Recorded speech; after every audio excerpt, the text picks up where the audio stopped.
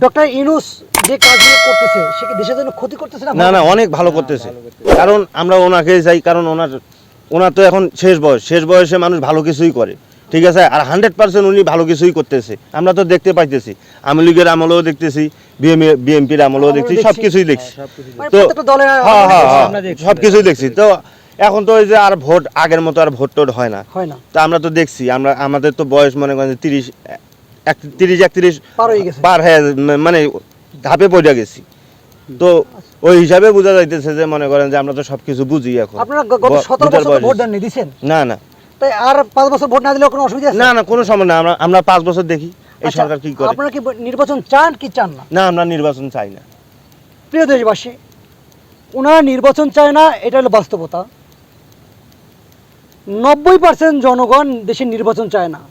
এখন জোর করে যদি কেউ বলে নির্বাচন, এটা কি দেশের মানুষ জনগণ মানবে? না না, এখানে কিছু আওয়ামী লীগের পোলাপান, কিছু বিএনপির পোলাপান, যাই হোক এখন তো আওয়ামী লীগ নাই, নাই। তো এখন বিএনপি, এখন আওয়ামী লীগ খায়া গেছে এতদিন, এখন বিএনপিরও চিন্তা ভাবনা ওনারাও কিছু খাবে, এরকমের চিন্তা ভাবনা। কিন্তু আমরা ডাক্তার ইউনূসকে চাই, কারণ সব পাবলিকের টাকা, আমাদের জনগণের টাকা, তো উনি কোনো সময়ের জন্য আমাদের টাকা করবে না। বর্তমানে দেশের যে পরিবেশ, সব দেশে যুদ্ধ চলতেছে, অবশ্যই সেই ক্ষেত্রে ডক্টর ইউনূস কিন্তু একজন বিশ্ব নেতা, অবশ্যই আন্তর্জাতিক মানুষের একজন নেতা। আর উনি যে দেশে থাকবে, ওই দেশে কিছু বলতে হলে যে কোনো দেশ হিসাব করে বলতে হবে, রাইট কিনা? অবশ্যই।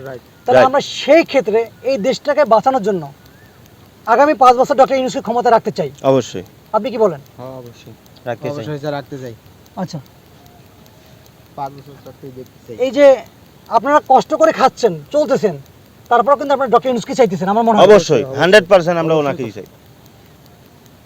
সম্মানিত প্রিয় দর্শক, যা যে যেখান থেকে দেখছেন, এই বড় ভাই যে কথাটা বলছেন, একবার নিখুঁত করে কথা বলছেন, যে এখানে কোনো ভুল ত্রুটি নেই। উচিত কথা কই দেখি ভাই। হ্যাঁ, সত্য কথা বলবে দেশের জন্য। এই দেশে আপনিও জন্মাইছেন, আমিও জন্মাইছি, এই দেশ আপনারও অধিকার, আমারও অধিকার। আমার অধিকার।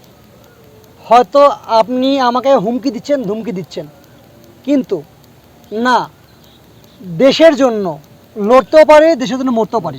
অবশ্যই 100%। এই দেশকে অপরাধ মুক্ত করে গড়ব সবাই ঐক্যবদ্ধ হয়ে। সুতরাং যে যেখান থেকে হোক দোয়া করবেন ভাইদের জন্য, দোয়া করবেন বর্তমান যে সরকার আছে ডক্টর ইউনূসের জন্য। আল্লাহ যেন তাকে নেক হায়াত দান করুক আগামী 5 বছরের জন্য। অবশ্যই। বিদায় নিচ্ছি।